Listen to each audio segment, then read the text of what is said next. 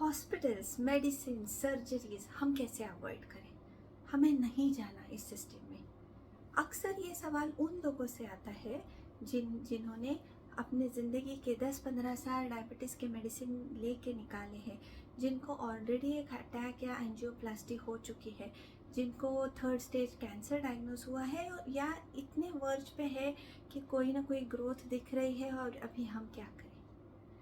इतनी एक्सट्रीम तक जब डिसीजेस जाते हैं और तो फिर हम सोचने लगते हैं कि हम इनको अवॉइड कैसे करें, हम हॉस्पिटल्स, मेडिसिन और सर्जरी से दूर कैसे रहें। बहुत अच्छा होता अगर यही सवाल आपने तब पूछा होता जब आपको कुछ हो नहीं रहा था। 40s में बीपी शुरू होता है, 50s में डायबिटीज़ शुरू होता है, 60s में कैंसर्स, ट्यूमर्स, अल्सर्स डिटेक्ट होते हैं और फिर हम सोचने लगते हैं कि अरे बाप रे, हम क्या करें हेल्थ का। Isn't it little bit late? फिर भी हम बहुत कुछ कर सकते हैं, मगर अच्छा होता ये सवाल आपने बहुत सालों पहले पूछा होता। तो जो लोग इन स्टेज तक नहीं गए हैं, हमारे जनरेशन के, हमारे एज के, जो अभी 20s, 30s और 40s में हैं, वो लोग इस बारे में सोचिए कि जब तक हम 40s, 50s, 60s में पहुंचेंगे तब तक हम क्या कर सकते हैं कि हम किसी क्राइसिस में लैंड ही ना हो। वैसे देखा जाए तो काफ़ी आसान है, बस दो चीज़ों का ख्याल रखना है।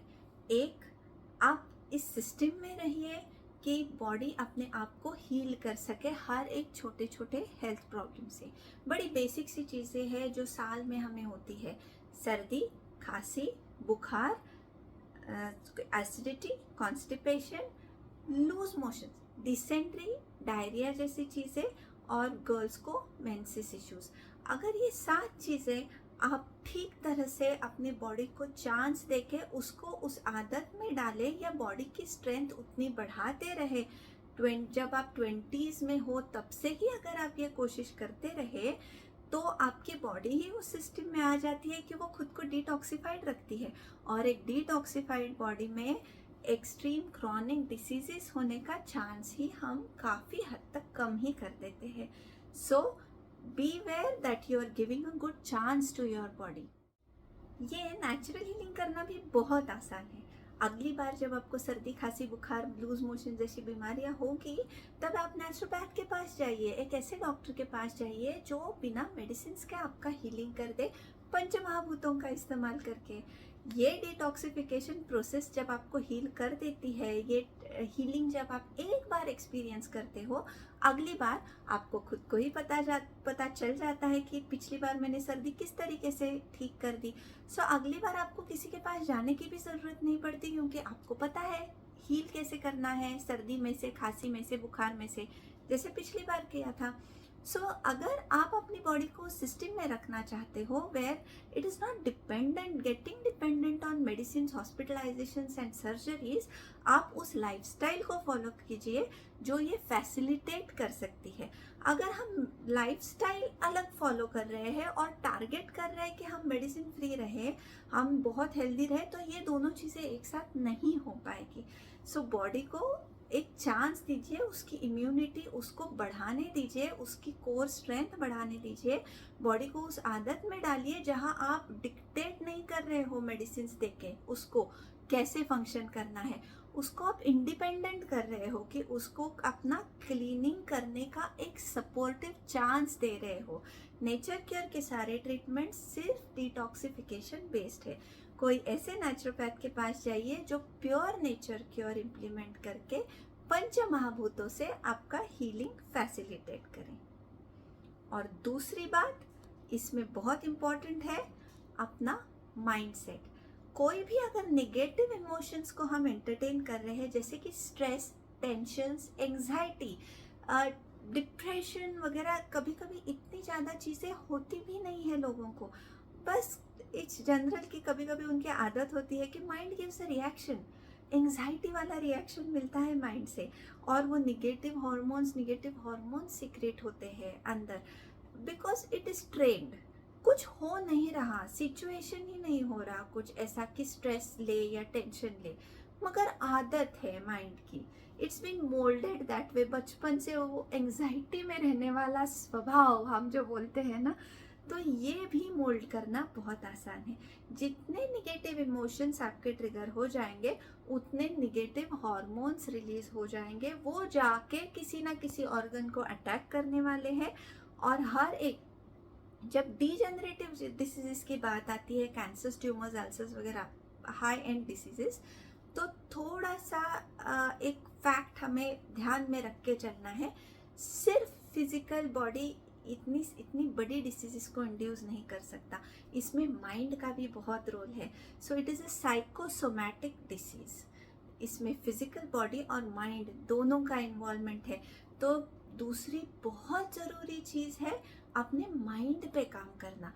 Bye the time we are in 20s 30s 40s ना, हमें बहुत कुछ पता चल जाता है अपने बारे में। आपका बचपन जैसा भी हो गया हो, आप कभी कभी ऐसा होता है कि कुछ क्राइसिस फेस किए हैं, उसकी वजह से उस तरीके का माइंडसेट हमारा डेवलप हो गया है। कभी कभी जेनेटिकली होता है कि एंजाइटी मिल गई है हमें पिछले जनरेशन से, बट दैट्स ओके, हम उस पर काम कर सकते हैं। We can work on that. और ये स्टेप बाय स्टेप प्रोसेस, हमारे ट्रीटमेंट सेशन में हम माइंड डिटॉक्स का भी एक ट्रीटमेंट बहुत सारे पेशेंट्स को करवाते हैं, जिसमें हम मेडिसिन, एंटी डिप्रेसेंट्स, ये वो केमिकल बेस्ड मेडिसिन का कभी इस्तेमाल नहीं करते। वी डिस्कस्ड काउंसलिंग में ये सिखाया जाता है कि हाउ टू रीट्यून इट। सो एक बहुत बड़ी अचीवमेंट आपकी तरफ से होगी अगर आप अपने माइंड को पढ़ पाए कि ये चीज़ें हैं, और नेचुरल सोर्सेस से हेल्प ले, नॉट मेडिसिनल सिस्टम्स। मेडिसिन्स अगर इंटरवेंट, केमिकल बेस्ड मेडिसिन्स अगर डिक्टेट करेगी तो उसके साइड इफ़ेक्ट्स वापस बॉडी को ही मैनेज करने पड़ेंगे, और वो साइड इफ़ेक्ट्स किसी ना किसी ऑर्गन सिस्टम पे आते हैं हमेशा। तो ये ज़रूर याद रखना कि बहुत सारे मेथड्स हैं जिसमें without medicine, without chemical base हम इसको सॉल्व कर सकते हैं ड्यू थ्रू काउंसलिंग। सो किसी नॉन मेडिसिनल काउंसलर के पास जाइए, या हमारे ट्रीटमेंट सेशंस में भी माइंड डिटॉक्स का एक बहुत बड़ा रोल आता है, जिसमें हम फिजिकल बॉडी और माइंड दोनों को देखते हैं।